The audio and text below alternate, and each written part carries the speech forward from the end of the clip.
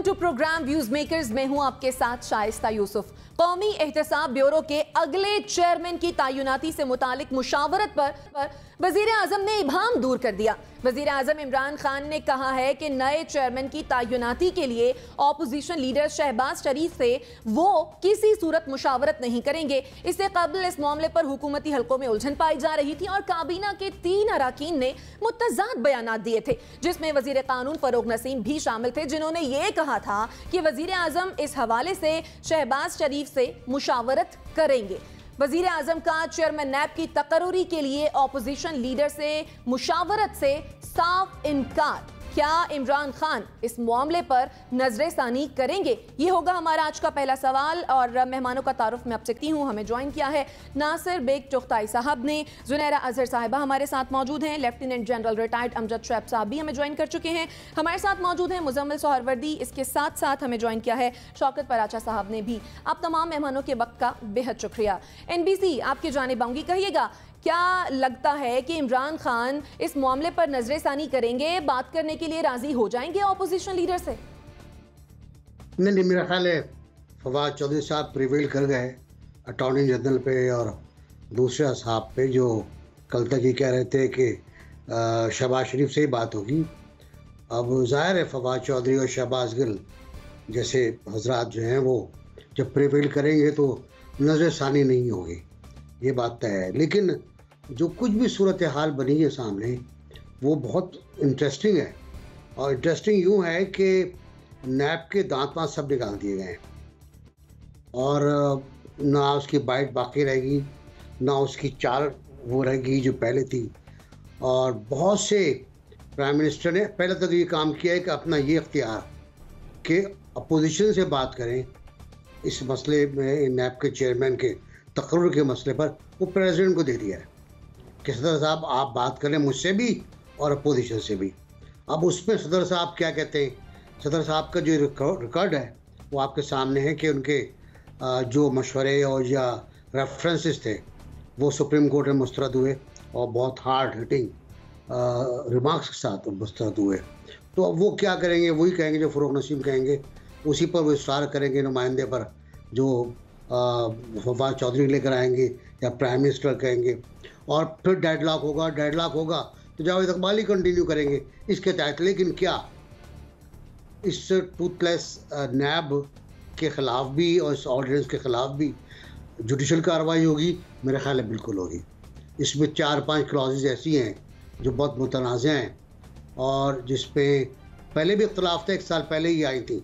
1 साल पहले अगर आपको याद हो तो ये तजावीज़ आई थी जिसके तहत ताजिर बरादरी, इनकम टैक्स, टैक्सेशन, काबीना, वफाकी काबीना, एक्नेक, CNC और ये तमाम इदारे, कौमी फ़लाई मनसूबे जैसे BRT है, ग्रीन लाइन है, मालम जब्बा है, ये सब इसके दायरे कार से बाहर, सूबाई काबीना भी बाहर, इसके साथ साथ एक्नेक और मुश्तरक मफादात कौंसल ये भी दायरा कार से बाहर, ताजिर बाहर, ब्यूरोक्रेसी बाहर। तो अब बाकी क्या रहा, बाकी सियासतदान रह गया। तो ये बड़ा अच्छा एक मरहला है हमारे सामने जो जिसको अबूर करना पड़ेगा इंतखाबात से पहले। मेरा अपना ख्याल ये है कि इस शक्ल में जब नैब सामने आएगी तो ज़ाहिर है एक तो जुडिशल कार्रवाई होगी, दूसरे नैब की अपनी कार्रवाई कहाँ जाएगी, किसके खिलाफ जाएगी? क्या सिर्फ सियासतदान वहाँ पेश होंगे बेचारे जो पेश होते आ रहे हैं, 2-2 साल जेलों में रह रहे हैं वो लोग? उसके बाद क्या होगा? इसमें एक और इम्पॉर्टेंट बात जो है मेरे लिए कि ज़मानत का इख्तियार जो है वो एहतसाब कोर्ट को दिया गया है। मतलब हाई कोर्ट जाना पड़ेगा आपको, एहतसाब कोर्ट के ख़िलाफ़ ज़ाहिर अपील हो सकती है। कई चीज़ें बहुत मिक्स इसमें खिचड़ी है पूरी, जिस पर पूरा स्टडी भी करना पड़ेगा। लेकिन ये कि प्राइम मिनिस्टर ना तो नजरसानी करेंगे, बहुत ज़्यादा ईगोइस्ट हैं वो, और ना ही कोई अपने फ़ैसले पर वो दोबारा गौर करेंगे किसी भी तरीके से। उन्होंने इतनी राय दे दी कि प्रेसिडेंट चाहें तो बात कर लें, और प्रेसिडेंट वही चाहेंगे कि प्राइम मिनिस्टर चाहते हैं।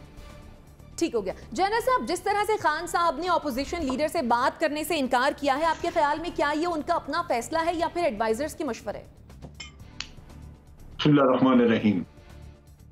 देखिए, मेरा ख्याल है ये अपना ही फैसला है, क्योंकि ईगो उनकी हर्ट होती है इन चीज़ों में। लेकिन ये काबिल अफसोस है क्योंकि ये कौमी काम है, कोई ज़ाती मसला नहीं है किसी का कि आपको कोई अच्छा लगता है या बुरा लगता है तो आप उससे बात करें या ना करें, या आपकी सवाबदीद हो। और फिर ये कि ये हमारे यहाँ तरीकाकार ही यही था अपॉइंट करने का, उसको आप डिसकंटिन्यू कर रहे हैं। नतीजा ये कि जो भी आप करेंगे वो क्वेश्चनेबल रहेगा, जैसे हम कल भी बात कर रहे थे कि अदालत में भी आप जा सकते हैं। और उसके साथ साथ ये है कि मैं बड़ा हैरान हूं कि सारा वक्त आपने इन्हीं चीजों में गुजार दिया। हकीकत ये है कि आज आपकी पार्लियामेंट नॉन फंक्शनल है इन्हीं चीजों की वजह से। असूलन होना यह चाहिए था कि हुकूमत को ऑपोजिशन के साथ एक वर्किंग रिलेशनशिप रखनी चाहिए थी।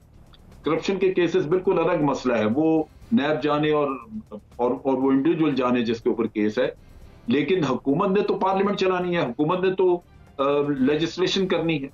जब आप एक दूसरे के साथ बात ही करने को तैयार नहीं, हाथ मिलाने को तैयार नहीं, ये एक जाती दुश्मनी बन गई, तो कौमी काम किधर रह गए?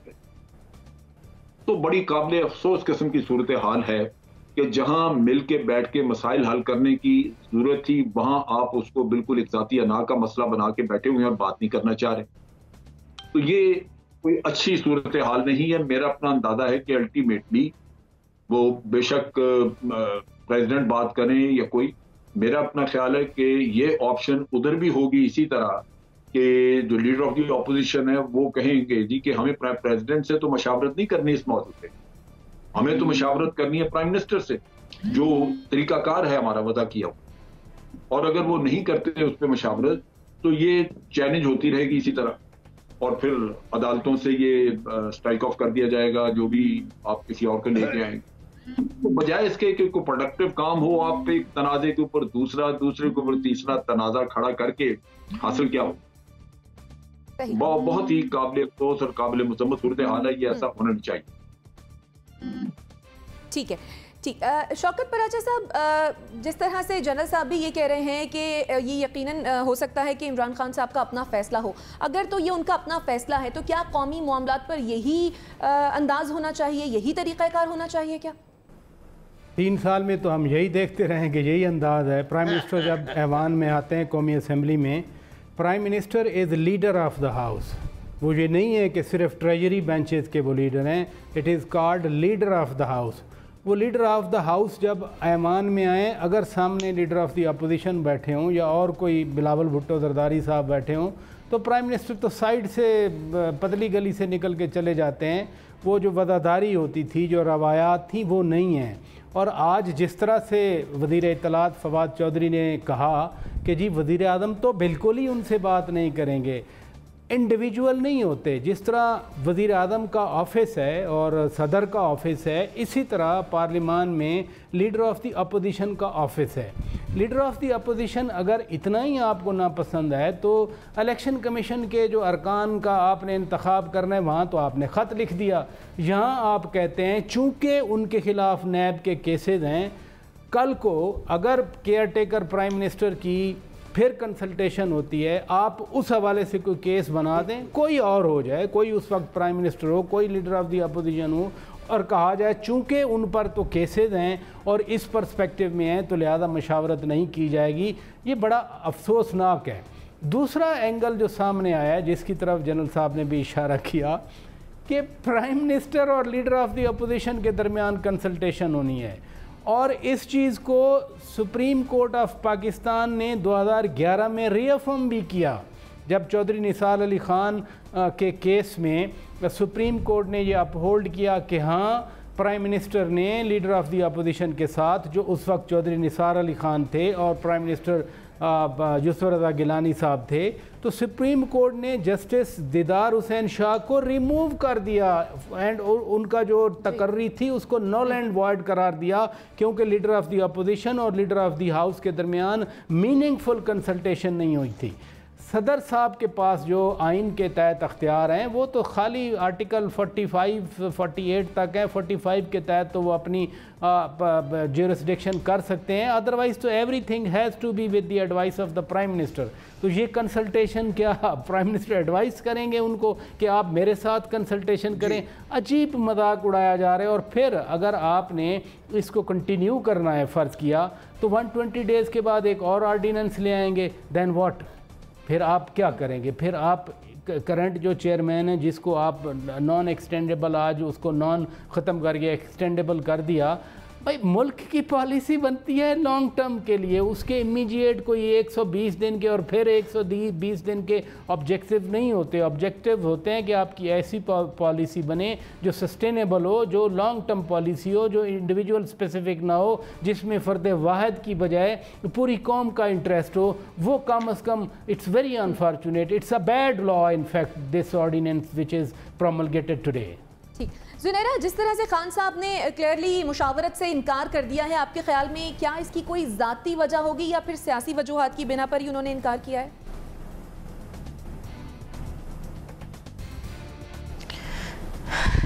प्राइम मिनिस्टर इमरान खान की जो सारी अंडरटेकिंग्स होती हैं और वो जो कुछ करते हैं वो ज़ाती वजूहात की बिना पे ही करते हैं। मैंने उनमें अभी तक सियासतदान नहीं देखा।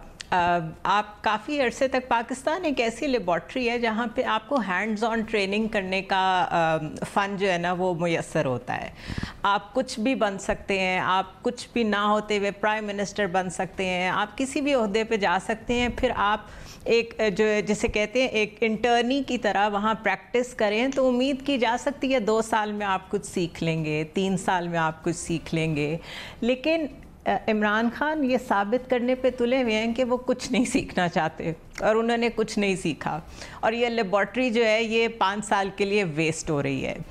इतने ईगोइस्टिक हैं कि कुछ बातें जो नहीं भी कहनी चाहिए, मेरा वो भी कहने को दिल कर रहा है कि प्राइम मिनिस्टर हाउस में जब उनको जाके बताया जाता है कि फ़लाँ साहब आए हैं, अपनी ही कैबिनेट के, अपने ही गवर्नमेंट के काम से आपसे मिलने आए हो, कहते हैं क्यों आए हैं? बात हो तो गई थी, अब मज़ीद क्या बात करनी है इस पे? मतलब एज इफ़ वो कोई पर्सनल फेवर लेने आए हैं, या एक दफ़ा बात हो गई थी। ये गवर्नमेंट के मामले 10 दफ़ा कंसल्टेशन करनी पड़ती है। उनका मिजाज ही नहीं है, जिस तरीके से गवर्नमेंट चलाई जाती है वो उनका मिजाज ही नहीं है। और अगर वो इतने इनडिफरेंट हैं, let me use this word, towards the politics, और उनकी ईगो इतनी हाई है, तो ऐसे बंदे को फिर अलग हो जाना चाहिए। वो अपनी एम्पायर बनाएं, उसमें जो मर्जी करें। ही ऑलरेडी हैज़ शौकत खानम के नाम की एम्पायर है, उसमें जो मर्जी करें। जो पार्लियामेंट डिसफंक्शनल हुई है, जो जिन लोगों के साथ आप बात करना पसंद नहीं करते, वेदर यू लाइक इट और नॉट, वो लीडर ऑफ द ऑपोजिशन है और वो इलेक्ट होके आए हैं, उनको भी वोट्स मिले हैं, वो कहीं से इंस्टॉल नहीं हुए हुए हैं। तो आपकी इज्जत जितनी है उतनी ही इज्जत उनकी है। कानून उनके लिए और आपके लिए बराबर है। पर्सनल विम्स एंड विशेस और चॉइसेस पे 3 साल आपने मुल्क चलाया, आपने उसका खमियाजा सबको भुगतने पे मजबूर किया है। तो मुझे ये लगता है कि ये एक जिस चीज़ की कोई एंड स्टेट नहीं होती ना, या जो चीज़ आपको लॉजिकल एंड पे पहुंचती हुई नज़र नहीं आ रही होती, ये उस तरह का मामला बन गया है। अब नैब इतना इम्पोर्टेंट मामला था नहीं जितना बन गया है। मेरे ख्याल में तो इस रवैये ने और ज़्यादा टूथलेस किया है, जिस तरह नासिर बेग चोगताई साहब कह रहे हैं, और अच्छा है इसी तरह के रवैये आप कायम रखें। आहिस्ता आहिस्ता इस किस्म के पैरेलल सिस्टम खुद ही बैठते जाएंगे, क्योंकि वैसे तो कोई इन्हें बंद नहीं करेगा, तो शायद इसका फ़ायदा ही हो जाए हमें। ठीक हो गया। मुजम्मिल सोहरवर्दी साहब, जिस तरह से बात करने से इनकार किया है खान साहब ने शहबाज शरीफ साहब से, आपको लगता है कि मुस्तकबिल में यू टर्न ले सकते हैं इस फैसले पर खान साहब? बिल्कुल लेंगे भी, ऐसी बात नहीं है। हमने इलेक्शन कमीशन के मौके पर देखा कि यही फ़रूक नसीम साहब हमें समझा रहे थे कि बस ख़तों का तबादला हो गया है, कंसल्टेशन हो गई है, और इसके बाद उन्होंने 2 अरकान नामजद कर दिए थे। फिर जुडिशरी से जब आगे से थप्पड़ पड़े और उन्होंने हलफना हो सका उनका, तो फिर बैठ के साथ बातचीत करने के लिए। और जो सदर साहब की आप बात करते हैं कि सदर साहब करेंगे, उन्होंने पिछले दिनों लीडर ऑफ द अपोजिशन को ख़त लिखा, तो उसके ऊपर इतना भी नहीं था उनमें हिम्मत के लिख देते my dear leader of the opposition. देखें, गवर्नमेंट एक स्टेट ऑफ डिनाइल में है, और उसकी वजह यह है कि हुकूमत कोई सियासी हुकूमत नहीं है। ये आमरीत की एक बदतरीन शक्ल है, क्योंकि ना ये आमरीत है ना ये जमहूरियत है। जब कोई चीज़ ना यस हो ना नो हो, दरमियान में हो, वो बहुत ख़तरनाक होती है। तो इसी तरह ये हुकूमत भी ख़तरनाक है। अब आज देखें ना, जुनैरा भी कह रही हैं कि पाकिस्तान के लिए बहुत ख़तरनाक है, जनरल अमजद साहब भी कह रहे हैं पाकिस्तान के लिए बहुत ख़तरनाक है। हालांकि इसी शोज़ में ये सब डिफ़र भी करते रहे हैं मुझसे, और इनके ख्याल में इमरान खान साहब बहुत ठीक काम भी कर रहे थे कुछ अर्सा कबल तक। तो बात यह है कि आहिस्ता आहिस्ता इमरान खान साहब जो है, मेरा ख्याल है एक दिन लीडर ऑफ अपना इक़्तिदार बचाने के लिए जिस तरह के कॉम्प्रोमाइज़ वो कर रहे हैं, आप बात कर लीजिएगा, जिस तरह के कॉम्प्रोमाइज़ इमरान खान इक़्तिदार को अपने बचाने के लिए करते हैं, मुझे कोई हैरानगी नहीं होगी वो एक दिन लीडर ऑफ द ऑपोजिशन के घर के बाहर भी खड़े होंगे। अब आज देखें ना आप, मैं आगे बात करना चाहता था, एक सेनेट का लीडर ऑफ द ऑपोजिशन है, आपने आधे घंटे में उसका नाम ECL से निकाला है, क्योंकि आजकल आपको ज़रूरत है। कोई कैबिनेट का इजलास हुआ है, कुछ हुआ है, ऐसे इंटीरियर मिनिस्ट्री ने ECL से उनका नाम निकाला है जैसे एक मिनट में, जैसे किसी ज़माने में इलेक्शन से पहले जुल्फी बुखारी का निकाला गया था। तो इस तरह ये यूटर्न्स हमने बहुत देखे हैं। कोई ईगो नहीं है, कोई कुछ नहीं है, क्वेश्चन ऑफ सूटेबिलिटी है। आपको ये बात इस वक्त सूट कर रही है, आप अपना चेयरमैन नैब रखना चाहते हैं, अगर आप रख सके तो ठीक है, जैसे कि आप अपना चीफ इलेक्शन कमिश्नर लाना चाहते थे। देखे ना, कल तक ताना देते थे ये तो नून लीग और उन्होंने लगाए हुए हैं, आज वही चीफ इलेक्शन कमिश्नर का नाम इमरान खान ने दिया हुआ है और उनके खिलाफ रोज़ प्रेस कॉन्फ्रेंस करते हैं। तो इसलिए मुझे कोई ईगो भी नहीं नज़र आती है, मुझे कोई असूल पसंदी भी नज़र नहीं आती है। मेरे ख्याल में वो कैलकुलेट करते हैं कि किस वक्त वो कितना एग्जर्ट कर सकते हैं और किस वक्त कितना सरेंडर कर सकते हैं। जब सरेंडर करने की ज़रूरत होती है मुकम्मल सरेंडर करते हैं, और जब एग्जर्ट करने की ज़रूरत होती है तो मुकम्मल एग्जर्ट करते हैं। और यही इस बार भी होगा। अगर तो ये तुक्का चल गया ऑर्डिनेंस वाला और आगे से अगर थ्रू हो गया कोर्ट से भी, तो लॉटरी निकल आएगी। ना हुआ तो फिर ऑपोजिशन के साथ बैठ के चेयरमैन नैब निकालेंगे, जैसे इलेक्शन कमिशन की दफा किया था। एक जुआ खेला था, चल गया तो चल गया, नहीं चला तो ऐसे ही इस दफा भी हो जाएगा। जुनैरा, NBC का कमेंट लेके आपकी जानिब आती हूँ। NBC, जिस तरह से मुजम्मिल सहरवर्दी साहब ने कहा कि मामला ईगो का नहीं है, सूटेबिलिटी का है, मामला लीडरशिप का है। सियासतदान तो ये हैं, लीडर नहीं है। हमारा बहुत से लोगों का ख्याल था, मुजम्मिल सही कह रहे हैं कि जुनैरा वगैरह का तो बिल्कुल नहीं, और बहुत से लोग पाकिस्तान के लोगों का ख्याल था, दानिशवरों का ख्याल था कि लीडर हैं, लेकिन लीडर नहीं रहे। फील्ड में खड़े होकर कप्तानी करना वो एक अलग बात है, एक मुल्क चलाना अलग बात है। मुझे याद है कि इन्होंने एक बार कहा था, अच्छा हम इंतखाबात हार गए, हम तो तैयार ही नहीं थे। इस बार भी तैयार नहीं थे ये कोई भी काम करने के लिए। इन्होंने ख्वाब देखे थे, ख्वाब बुने थे, कहते ना स्वेटर बुनना, वो बुना था इन्होंने। और फिर मुख्तलिफ इशूज़ पर कहा था, बड़ी सलाहत है हमारे पास, बहुत धाकड़ टीम है हमारे पास। कुछ नहीं निकला। लोगों ने 1 साल बर्दाश्त किया, 2 साल, दूसरे साल में लोगों का रवैया बदलने लगा। फिर जब और इशूज़ सामने आए, महंगाई वगैरह के, नाअहली सामने आई, बैड गवर्नेंस सामने आई, तो अंदाज़ा हुआ यह लीडरशिप नहीं है। यहाँ ईगो का मसला भी इतना नहीं है जितना मसला सलाहियत का है। सलाहियत नहीं है और ना ही मसाइल को समझने की अहलियत है। अब जो मुजम्मिल बिल्कुल सही कह रहे हैं कि ज़बरदस्त का ठेका सर पे आएगा तो बात बनेगी। मीडिया अथॉरिटी बिल पे का क्या हुआ, वो खाता चला गया ना, क्योंकि बहुत स्ट्रॉन्ग रिएक्शन आया था, ख़तरनाक रिएक्शन आया था। इलेक्शन कमीशन का क्या हुआ, इलेक्शन कमीशन खड़ा हो गया और इलेक्शन कमीशन ने डस्का का जो मुकदमा था उसके फैसले को अपनी ताकत बनाया और अंदाज़ा हो गया इनको। अच्छा, अच्छे मशवरे देने वाले भी हैं वहाँ पर, अटॉर्नी जनरल भी हैं और लोग भी हैं, लेकिन वो काउंट नहीं हो रहा है। तो उनके मशवरे काउंट नहीं हो रहे, उनको उठा के बाहर फेंक दिया जाता है। अब ये जो ऑर्डिनेंस बनाया है, ये फ़रूक नसीम, बाबर आवान और शहजाद अकबर ने बनाया है। अब अंदाज़ा लगा लें, फिर उसमें यही होना था कि प्रेसिडेंट को इख्तियार दे दिया गया प्राइम मिनिस्टर का कि आप मशवरे करें। जबकि बिल्कुल सही बात यह है शौकत साहब की बात कि अपोजिशन लीडर का एक ऑफिस है, एक कॉन्स्टिट्यूशनल ऑफिस है, उसका अपना चैम्बर है, उसके अपने मीटिंग रूम्स हैं। और वो मैंने कल भी कहा था, प्राइम मिनिस्टर इन वेटिंग है, क्वालिफाइड है to become a member, to become a prime minister, why not. आप उससे कंसल्टेशन नहीं कर रहे, ये बहुत अजीब व गरीब बात है और मेरा ख्याल है इससे बहुत नुकसान होगा। जुनैरा, क्या वाकई मामला सुटेबिलिटी का नहीं बल्कि एबिलिटी का है, जैसे कि एनबीसी भी कह रहे हैं? मुझे तो एबिलिटी का लगता है, लेकिन उससे पहले मैं मुजम्मिल साहब से कहूँगी कि प्लीज़ जब आप अपने किसी भी आर्ग्यूमेंट को सपोर्ट देना चाह रहे हो तो उसमें ज़बरदस्ती मेरा नाम ना डालें, बिकॉज़ मैं बड़ा इंडिविजुअल ओपिनियन रखती हूँ और मैं नहीं चाहती कि आप मुझे किसी ब्रैकेट में डालें, और अगर ब्रैकेट्स में डालना है तो फिर आप भी उसके लिए तैयार रहें। एबिलिटी का मामला है, डेफिनेटली है, और मैं समझती हूँ कि इनको टीम इतनी कॉम्प्रिहेंसिव नहीं मिली जो कि अपनी बात मनवा सकती है इमरान खान से। इमरान खान जितने भी एडमेंट हों, जितने भी स्टबन हों, टीम में ऐसे लोग होते हैं जो कन्विंस कर लेते हैं, जो समझा लेते हैं चीज़ें।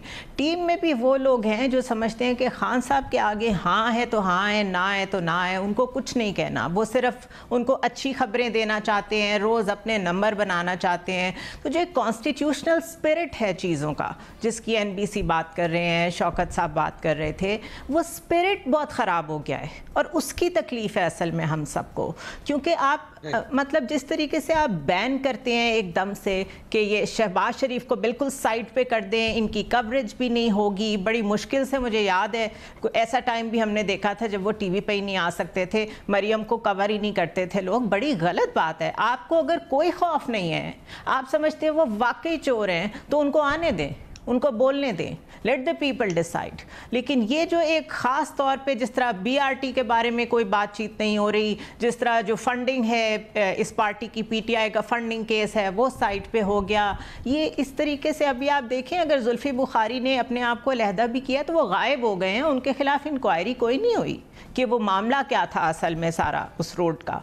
तो इसलिए चीज़ें बहुत डाइसी हैं और यहाँ कोई भी सादिक और अमीन नहीं है, तो उसकी एक्टिंग भी ना करें और उसकी कोशिश भी ना करें दूसरे को साबित करने की। ठीक है, मुजम्मिल साहब आप रिस्पॉन्ड करना चाहेंगे जुनैरा को?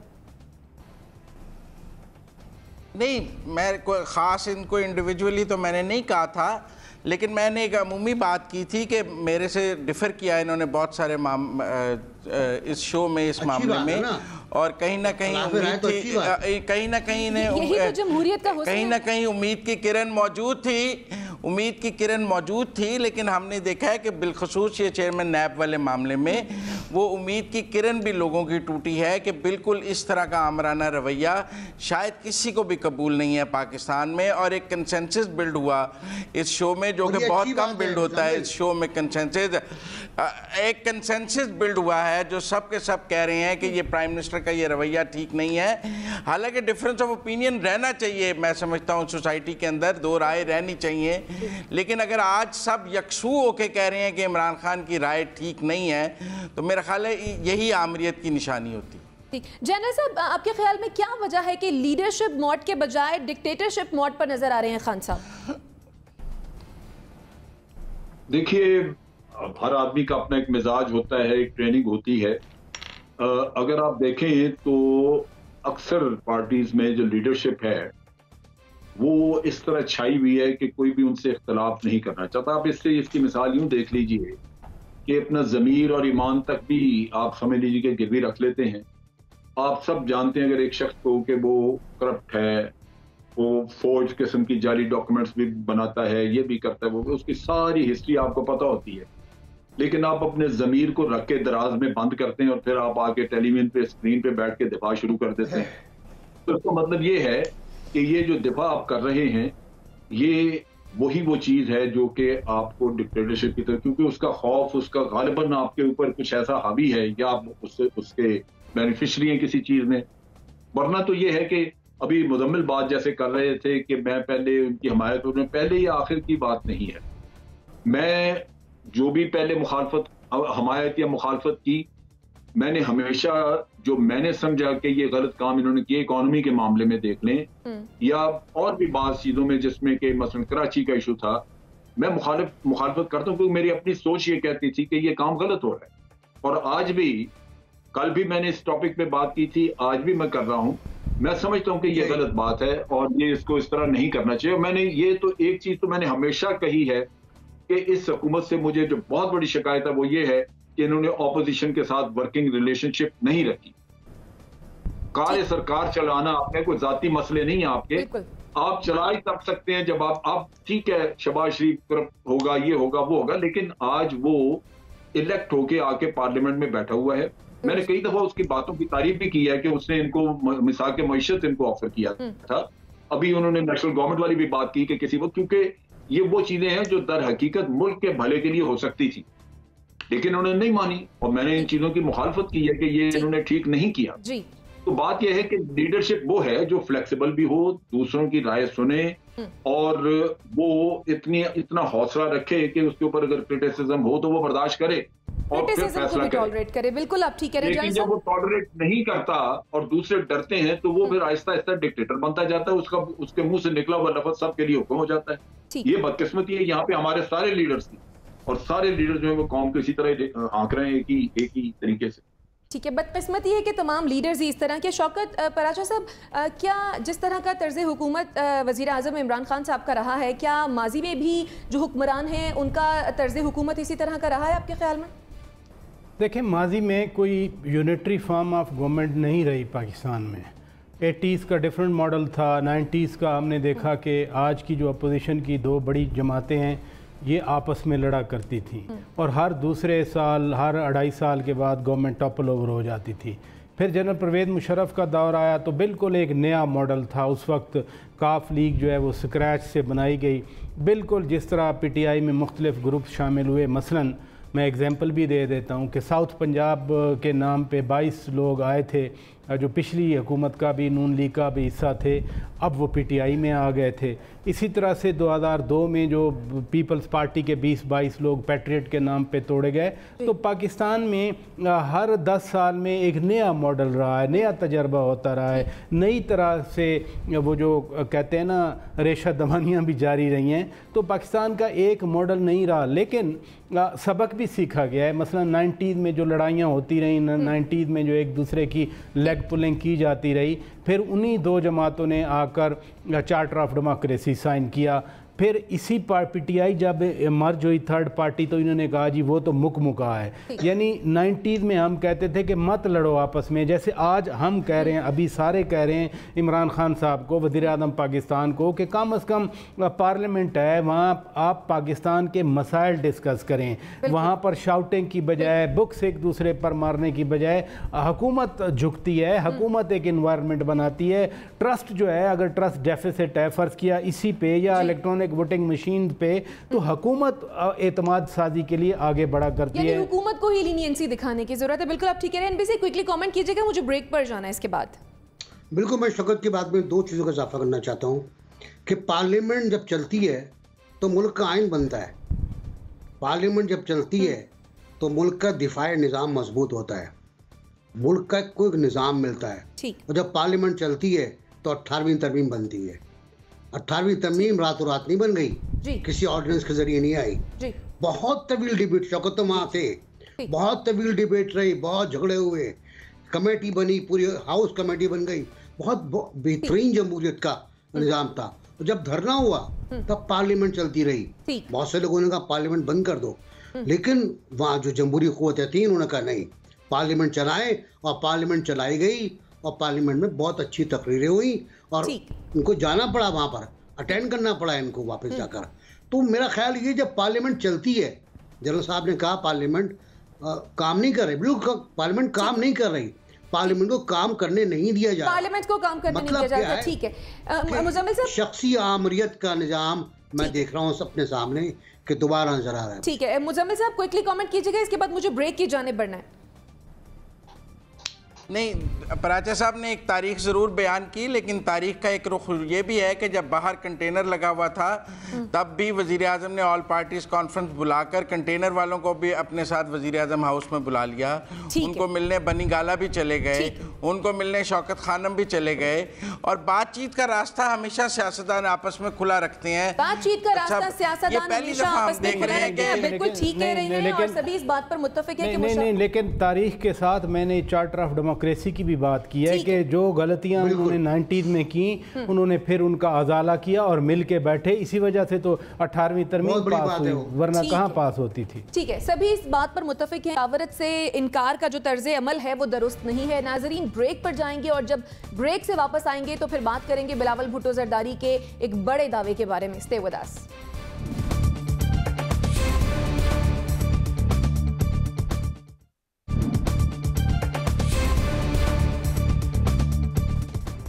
Welcome back after the break. नाजरीन, chairman People's Party Bilawal Bhutto Zardari ने अमेरिका के दौरे के बाद बड़ा दावा किया है। आजाद कश्मीर कोटली में जलसे से खिताब करते हुए बिलावल ने कहा है कि कल शफाफ इलेक्शन करा दें, तमाम सूबों और वफाक में पीपल्स पार्टी की हुकूमत होगी। उन्होंने ये बयान उस वक्त दिया है जब उनकी जमात पंजाब में संगीन बहरान का शिकार है, जिसे निकलने के लिए ताहाल साबिक सदर आसिफ जरदारी और बिलावल भुट्टो की कोशिशें कामयाब नहीं हो सकी हैं। हमारा आज का दूसरा सवाल है, शफाफ इलेक्शन हो तो हर जगह हमारी हुकूमत बने, ये कहते हैं बिलावल भुट्टो और बड़ा दावा किया है उन्होंने। चेयरमैन पीपल्स पार्टी का ये दावा क्या जमीनी हकाइक के मुताबिक है? एनबीसी मान लिया कल इलेक्शंस है, कहां कहां बनाएगी हुकूमत पाकिस्तान पीपल्स पार्टी? बिलावल ने बहुत जबरदस्त बयान दिया है ये, और अपने वर्कर्स को मोटिवेट करने के लिए दिया है। मैं इस बयान का जो नेगेटिव पहलू है वो सामने रखना चाहता हूँ। पॉजिटिव तो आपके सामने है कि पूरे पाकिस्तान में हुकूमत बनाएगी। मेरा ख्याल ये है कि ये बयान कुछ ज़्यादा है, कुछ ज़्यादा। थोड़ा सा पीछे हटना चाहिए हमको, सिंध में रहना चाहिए। सिंध के अंदर हमें ये देखना चाहिए क्या सूरत हाल है। यहाँ पीपल्स पार्टी शायद ज़्यादा सीटें निकाल ले, कराची समेत। कराची में भी इसको सीट्स मिल जाएंगी इस बार, और सिंध में तो इसका अपना असर है। कराची में खासा काम कर रहे हैं लोग। पंजाब में, जनूबी पंजाब में शायद मिल जाएं 2-3 सीटें, 3-4 सीटें मिल जाएं। बलूचिस्तान में इंट्रिक्स करके इधर उधर करके जो हालात आजकल हैं शायद कुछ मिल जाएं। लेकिन चारों सूबों में हुकूमत और मरकज़ में हुकूमत, मेरा ख्याल है कि ये बहुत दूर की बात है। चारों सूबों में हुकूमत किसी की नहीं बनेगी, मरकज़ में हुकूमत कोलिशन आएगी। वो ये कह सकते थे कि पाकिस्तान पीपल्स पार्टी समेत हर जमात पीटीआई के ख़िलाफ़ है और अवाम पीटीआई की हुकूमत नहीं चाहते। वो ये कह सकते थे, अवाम इस बात में मुत्तफ़िक़ हैं कि पीटीआई गवर्नमेंट ना हो, ये वो कह सकते थे सियासी तौर पर। लेकिन सियासी तौर पर ये कहने का चारों सूबों में और मरकज़ में हमारी हुकूमत होगी, मेरा ख्याल है गलत बयानी है। गलत बयानी नहीं, खुशफहमी है। तो रहने दें खुशफहमी में, अच्छा है, काम करें, पुश करें, लोगों के काम आए कुछ। अब यहाँ सिंध में काम हो रहे हैं, अच्छी बात है बहुत। ठीक हो गया। शौकत बराचा साहब, माजरत चाहूँगी, बिलावल भुट्टो साहब मुहिम तो बड़े जोशो खरोश से चलाते हैं, लेकिन जलसे भी करते हैं, उसके बावजूद हम देखते हैं कि इलेक्शन में अवाम अच्छा रिस्पॉन्स नहीं देते। आपके ख्याल में क्या वजह है इसकी? देखिए, जो एनबीसी साहब ने पॉइंट्स रेज किए हैं, मैं उन्हीं को आगे बढ़ाता हूँ कि सिंध में पीपल्स पार्टी इंटैक्ट है। अगर कराची में मज़ीद उनको मिल जाती हैं तो बूस्ट मिलेगा। बलूचिस्तान की जो सिचुएशन है और जिस तरह से बलूचिस्तान में सनाउल्लाह ज़हरी साहब और अब्दुल कादिर बलोच साहब, जनरल बलोच साहब ज्वाइन हुए हैं, तो पीपल्स पार्टी स्ट्रेंथन हुई है। और आसिफ अली जरदारी का बलोच जो बलूचिस्तान के इस वक्त इंक्लूडिंग बलूचिस्तान अवामी पार्टी, उनके साथ बड़ा पुराना कांटेक्ट है। तो बलूचिस्तान जो बिलावल कह रहे हैं, मैं बलूचिस्तान भी उसमें इंक्लूड करता हूँ। पंजाब, जहाँ तक साउथ पंजाब है, मत भूलिए कि इस वक्त की कौमी असम्बली में पंजाब से पीपल्स पार्टी के टोटल 7 MNAs हैं, जिनमें एक राजा परवेज़ अशरफ साहब नॉर्थ पंजाब से हैं। बाकी 6 सीटें, 3 मुजफ्फरगढ़ से, 3 रहीम यार खान से पीपल्स पार्टी के साथ हैं। ये जो ग्रुप बना है, एक का नाम है जहांगीर खान तरीन ग्रुप, वो अब पीटीआई का हिस्सा नहीं है। वो पीटीआई से जहांगीर खान तरीन के रास्ते जुदा हो गए, भले वो कहते रहें कि मेरी पार्टी वही है।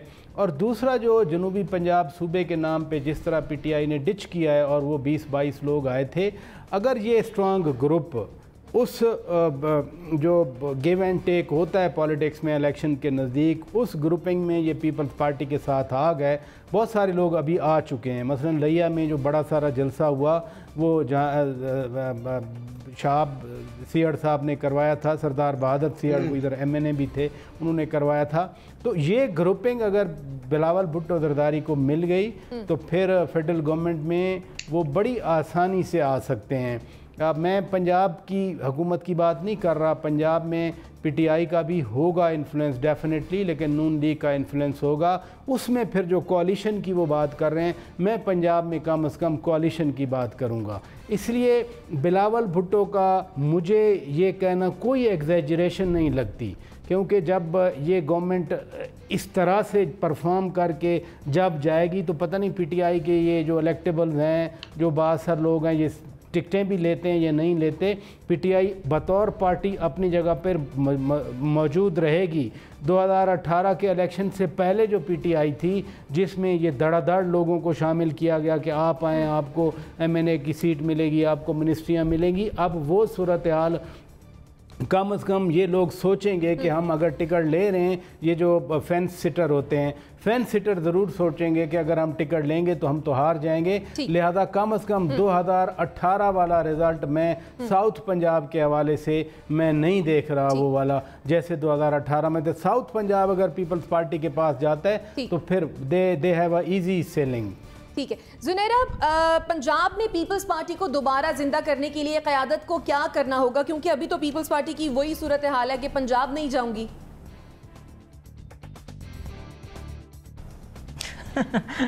उसके लिए तो यहाँ भुट्टो को दोबारा जिंदा करना पड़ेगा, और तो मुझे कोई उसका हल नज़र नहीं आता, क्योंकि जरदारी साहब तो ये काम नहीं कर सकते। पंजाबी वोट सिक्योर करना कोई इतना आसान काम नहीं है। मेरे ख्याल है अगर सिंध को ही सिक्योर रख सके पीपल्स पार्टी तो वो उनकी बहुत बड़ी कामयाबी होगी, और उसमें भी पीटीआई की गलतियां शामिल होंगी कि पीटीआई ने वहाँ अपनी अपनी कैंडिडेसी में जो कुछ किया, लोगों से रवाबित नहीं रखे, कुछ ऐसा डिलीवर नहीं किया कि वहाँ पे अपने पाँव मजबूत कर पाते सेकेंड टर्म के लिए या दूसरी दफ़ा इंतखाबात के लिए। तो वो जो पीटीआई का ना डिलीवर करना है वो फेवर करेगा सिंध में पीपल्स पार्टी को। लेकिन एज सच अगर आप पीपल्स पार्टी की गवर्नेंस की बात करें तो उन्होंने क्या किया है मुझे तो नहीं समझ में आती, या मैं तो नहीं देख पा रही ऐसा कुछ बल्दियाती इलेक्शंस होते, या वहाँ की सड़कों के जो हालात हैं, या वहाँ पे अभी तक जो वफाकी हुकूमत इंटरफेयर करने की कोशिश कर रही है और उनके साथ एक टग ऑफ वॉर चल रही है। एज सच पीपल्स पार्टी को तो सिंध को इस वक्त कहीं से कहीं ले जाना चाहिए था, बिकॉज कॉन्टीन्यूटी में ये थर्ड टर्म चल रही है उनकी, तो उसमें इतना एम्बिशियस होना ठीक है। कोटली के लोग थे, सॉरी कहाँ के लोग थे जिनसे वो खिताब कर रहे थे? जी कोटली आज़ाद कश्मीर। शाइस्ता जी जी जी कोटली आज़ाद कश्मीर जिन लोगों से खिताब कर रहे थे बड़े सादा लोग हैं। उनको ये कहना शायद वो टीवी ना देखते हों, वो बहुत पॉलिटिक्स को ना फॉलो करते हों, उनको ये कहना बहुत आसान है, बट अदरवाइज़ दीवाने का ख्वाब है, इससे ज़्यादा कुछ नहीं है। पाकिस्तान की पॉलिटिक्स में मैं तो मज़ीद पोलराइजेशन देख रही हूँ, एंड व्हेन आई से पोलराइजेशन तो मुझे ये कहते हुए दुख होता है कि जितनी दफ़ा कोalition गवर्नमेंट आती है उतनी दफ़ा मुल्क का और पार्लियामेंट का नुकसान होता है, और अभी तो मज़ीद डिवाइसिव गवर्नमेंट आती मुझे लग रही है नेक्स्ट टाइम में, क्योंकि ये जो पीटीआई के अंदर धड़े बन रहे हैं, फिर पीपल्स पार्टी के लोगों का दूसरी पार्टीज में जाना, नून लीग के अंदर जो ब्लॉक्स बन रहे हैं, ये सब क्या है? ये पोलराइजेशन है, this is more fault lines. तो हम इसमें ट्रेडिशनल इलेक्टोरल पॉलिटिक्स को मेरे ख्याल है हमें भूलना पड़ेगा, और वे फॉरवर्ड यही है कि लोग अपना अपना फ़ायदा देखेंगे, जहाँ जहाँ उन्हें लगेगा कि उनको जाना चाहिए वो वहाँ जाएंगे, which is not good for the country. ठीक, जनरल साहब अगर तो शफाफ इलेक्शन हो जाते हैं तो आपके ख्याल में कौमी असेंबली में कितनी सीटें सिक्योर कर सकेगी पाकिस्तान पीपल्स पार्टी? देखिए असल चीज ये है कि जो समझने की बात है वो बिलावल से पूछ के बताई जा सकती है कि उनके ज़हन में शफाफ इलेक्शन की डेफिनेशन है क्या। मैं ये समझा हूं कि अगर जो हम समझते हैं शफाफ इलेक्शन अगर वो हो तो ये तो सिंध में भी बैठे नजर नहीं आएंगे हुकूमत में, जो कुछ उन्होंने अशर किया हुआ सिंध का, अंदरून सिंध का, इनको वहां भी हुकूमत नहीं मिल सकेगी। लेकिन गालिबन उनके नजर में शफाफ इलेक्शन वो है जिसके जरिए उनको हुकूमत मिले, और वो सारी पॉलिटिकल पार्टीज का यही है। जिसमें पॉलिटिकल पार्टी कोई भी जो इलेक्शन हारती है वो चिल्लाना शुरू कर देती है कि ये इलेक्शन शफाफ नहीं था। आप देख लीजिए जो भी इलेक्शन पिछला उठा के देख लें, यही रोना रहा, तो इसका मतलब है कि पाकिस्तान में तो कभी शफाफ इलेक्शन हुआ नहीं। अगर हुआ है तो वो फिर यही मसला है कि जिसको जो हार गया उसकी नजर में नहीं है। तो जीतने वाले का इलेक्शन होता है, वो कहता है शफाफ। लिहाजा इस सिनारियो में अगर मैं देखूं तो शफाफ इलेक्शन जो बिलावल कह रहे हैं वो ये हैं, वो कहते हैं कि किसी तरह हमें सारे सूबों में जिता दिया जाए और फिर हम ये कहेंगे कि जी ये इलेक्शन शफाफ था, हम सब जगह बैठे नजर आए। तो वो तो उसके लिए कोई अलादीन का चिराग हुआ किसी के पास तो होगा, वरना ये हो नहीं सकता। पीपल्स पार्टी की कैपेसिटी तो ऐसी है नहीं। पंजाब में ये साफ हैं, जो भी बात कर रहे थे पराचा साहब, ये इतने सादा लोग नहीं है कि चुप करके आंखें बंद करके पीपल्स पार्टी में चले जाएंगे। जहांगीर तरीन का टोला ये देखेंगे पलड़ा भारी किसका है जिसमें हम जाके कुछ हासिल कर सकते हैं। तो अगर वहां इनको पीएमएलएन नजर आई तो उधर चल पड़ेंगे। तो ये वो टोला है जिन्होंने करप्शन का साथ दिया हुआ है। जब जहांगीर तरीन के ऊपर करप्शन का इल्जाम लगा, जब वो अदालतों में जाना शुरू हुआ, तो ये वो 40 लोग थे जिन्होंने फूल की पत्तियां फेंकने का ठेका लिया था उनको। तो ये करप्शन सपोर्टर हैं, इनको जहां मिलेगा कुछ ये उधर जाएंगे, नहीं मिलेगा तो ये नहीं जाएंगे। तो पीपल्स पार्टी की कैपेसिटी नहीं है कि इस वक्त के वो उनको कुछ दे सके। लिहाजा उनको अपने सफाया की तरफ तवज्जो देनी चाहिए। ये नहीं, ये ख्वाब जो दीवाने की ख्वाब है वो नहीं देखने चाहिए। ठीक हो गया। मुजम्मिल सोहरवर्दी साहब, शफाफ इंतखाबात होने की सूरत में कितनी सीटें लेती हुई दिखाई दे रही है पीपल्स पार्टी कौमी असेंबली में? नहीं, वो हुकूमत बना सकते हैं। देखिए, हुकूमत बनाने के इशारे जो हैं ना, वो पाकिस्तान में सिर्फ वो नहीं है जो बयान किए जा रहे हैं कि वोट बैंक के सर पे हुकूमत बनती है। पाकिस्तान में इक़्तिदार में आने के बहुत से और भी इशारे हैं, और वो इशारे इस वक्त सारे पीपल्स पार्टी के हक़ में जा रहे हैं। आप देखें, उन्होंने कौमी असम्बली में यूसुफ रज़ा गिलानी की सीट जीती, फिर वो उनको अगर चेयरमैन सेनेट नहीं भी बना सके तो उन्होंने अपोजिशन लीडर बनाने के लिए उनको बाप के वोट मिल गए। इसके अलावा भी और जो सारे इशारे हैं, जैसे पीडीएम टूटी है, जैसे बिलावल साहब को फ़ोन आते हैं आजकल, जैसे दावतें मिलती हैं उन्हें, तो वो इशारे यही हैं कि वो आजकल पसंदीदा हैं। और पाकिस्तान में इक़्तिदार में आने के लिए इस्टेब्लिशमेंट का पसंदीदा होना बहुत ज़रूरी है, और वो क्वालिफ़िकेशन उन्होंने हासिल कर ली है। जैसे मैंने पहले भी प्रोग्राम में कहा कि आज देख लें, यूसुफ रज़ा गिलानी साहब का नाम 2 घंटे में ECL से निकल गया। एक सेनेट का कायदे हिज़्ब इख्तिलाफ़ है जिसको फुल प्रोटोकॉल है, एक कौमी असम्बली का कायदे हिज़्ब इख्तिलाफ़ है जिससे बात करने के लिए हुकूमत तैयार नहीं है।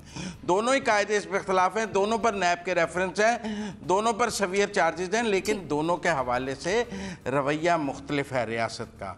तो इसलिए मैं समझता हूँ कि बहुत अच्छा चांस है बिलावल साहब का अगली हुकूमत लेने का, और अगर PTI को नहीं देनी है और कोई चेंज लाना है तो वो चेंज अभी मुस्लिम लीग नून का तो नहीं बन रहा है, वो चेंज फिर बिलावल भुट्टो का ही बनेगा। उसके लिए वो जैसे भी लाएं, हमने इस मुल्क में मुस्लिम लीग काफ को जीतते देखा है, ऐसी कई पार्टियों को जीतते देखा है जिनके बारे में हमारा ख्याल था इनका काउंसलर नहीं जीत सकता, लेकिन हमने उनको जीतते देखा है। तो कोई ऐसी बात नहीं है कि वो जीते। ठीक है, यानी आपके ख्याल में ये कोई ऐसी बड़ी बात नहीं है। 3 हमारे एनालिस्ट हैं जिनका मानना यह है कि ये दीवाने का ख्वाब हो सकता है, लेकिन शौकत पराचा साहब और मुजम्मिल सोहरवर्दी का मानना यह है कि ये ऐसी कोई मुश्किल बात भी नहीं है। नाज़रीन, अगले सेगमेंट की जानिब बढ़ते हैं, और पाक फौज में बड़े पैमाने पर तकर्रियां और तबादले हुए हैं। लेफ्टिनेंट जनरल नदीम अंजुम नए DG ISI तैनात हुए हैं। जनरल साहब, इस पर आप क्या तबसरा करेंगे? देखिए, ये रूटीन का काम है। एक वक्त पे आके आपने कैरियर मैनेजमेंट करनी होती है, जबकि प्रमोशंस और रिटायरमेंट्स आती हैं आपके सामने, तो फिर लोगों की एडजस्टमेंट की जाती है। DG ISI के लिए 3 नाम भेजे जाते हैं प्राइम मिनिस्टर को, और उनमें से वो एक पिक करते हैं। तीनों सूटेबल होते हैं इस जॉब के लिए GHQ की नजर में, और प्राइम मिनिस्टर अपनी चॉइस करते हैं। ये हमेशा ऐसा ही तरीका कार है, क्योंकि वो डायरेक्ट प्राइम मिनिस्टर से फिर इंस्ट्रक्शंस लेना शुरू करते हैं। इसमें जो इम्पोर्टेंट पोस्टिंग है, जो मुझे प्लेसिंग नजर आता है, देखें कोर कराची की भी कोर खाली हुई, गुजरांवाला की भी हुई, पेशावर की भी, लेकिन आपने देखा कि फैज हमीद साहब को पेशावर में प्लेस किया गया। वो गुजरांवाला भी जा सकते थे, वो कराची भी जा सकते थे। तो पेशावर का मोस्ट प्रोबेबली उनका जो अफगानिस्तान का तजर्बा है और जो सक्सेस उनको मिली है अफगानिस्तान पॉलिसी में, मेरा ख्याल है उसकी कंटिन्यूएशन है कि वो पेशावर में रखे, तो आप उनसे DG ISI और पेशावर कोर कमांडर दोनों का काम देंगे as far as Afghan issues concern. वरना ये DG ISI जो भी आए हैं वो नए हैं, उनको तो भी मेरा ख्याल है मुलाकातें भी उनकी नहीं हुई होंगी, उनको पता ही नहीं होगा। तो फैज हमीद मेरा ख्याल है दोनों काम संभालते हैं। ठीक है, शौकत पराचा साहब क्या कहेंगे?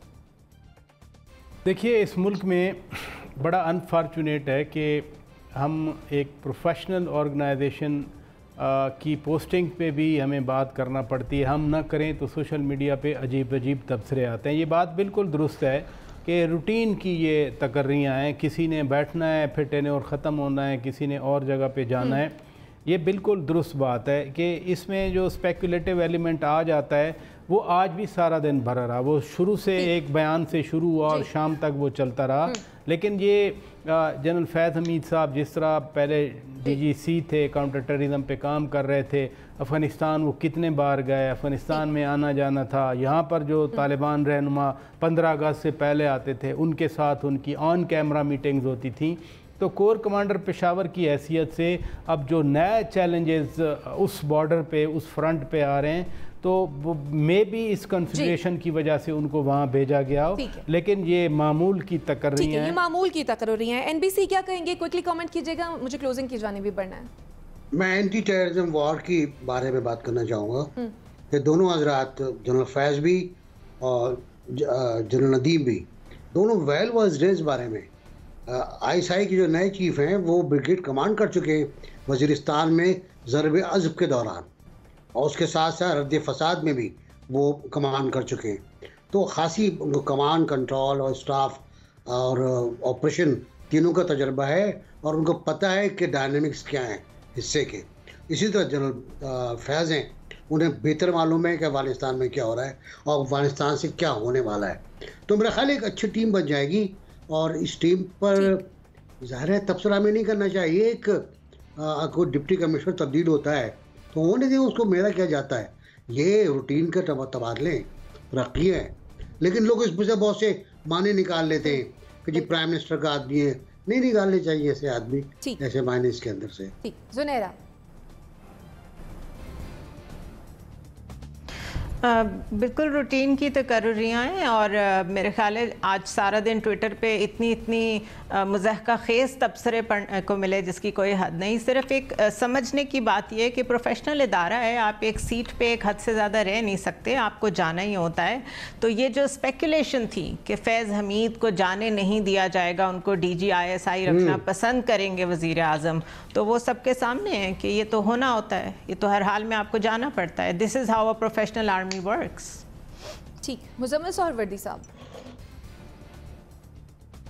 ठीक बात है और ये मामूल के तबादले ही होने चाहिए। पाकिस्तान में ये अफसोस की बात है कि DG ISI का जो तकर्रुर और तबादला है ये एक सियासी अहमियत अख्तियार कर जाता है। आज नहीं, हमीद गुल से देख लें, असद दुरानी से देख लें, उसके बाद जितने भी जनरल पाशा से देख लें, ज़हीरुल इस्लाम से देख लें, एक रिवायत रही है हमारे यहाँ DG ISI के तबादले की और नाम जो तकर्रुरी की एक सियासी अहमियत की।